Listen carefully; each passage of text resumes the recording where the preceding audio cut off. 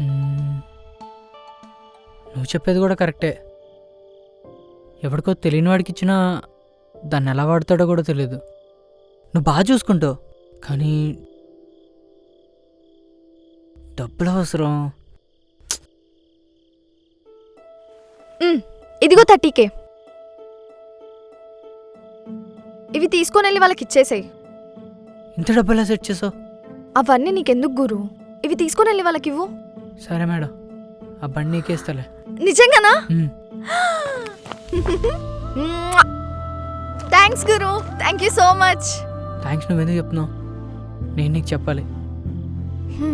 నువ్వు కలిసిన first time నువ్వు నాకు ప్రాబ్లం అనుకున్నా, కానీ నా ప్రతి ప్రాబ్లంకి సొల్యూషన్ నువ్వే అయ్యావు. Thank you so much Shreya. అలా ఎందుకు అంటున్నావు గురు? నేను అసలు కాన్ఫిడెంట్గా లేనప్పుడు నువ్వే కదా చాలాసార్లు కాన్ఫిడెన్స్ ఇచ్చావు.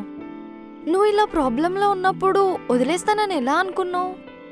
నిన్నటి నుంచి చాలా థింక్ చేసి డెసిషన్ తీసుకున్నా.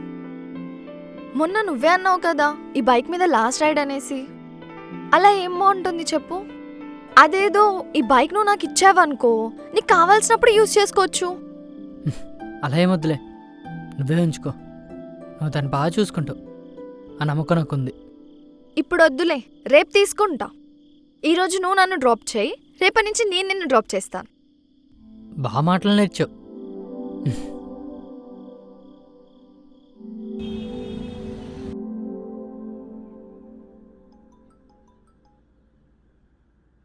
హలో, వచ్చావా? షోరూమ్ లోపలికి వచ్చాయి.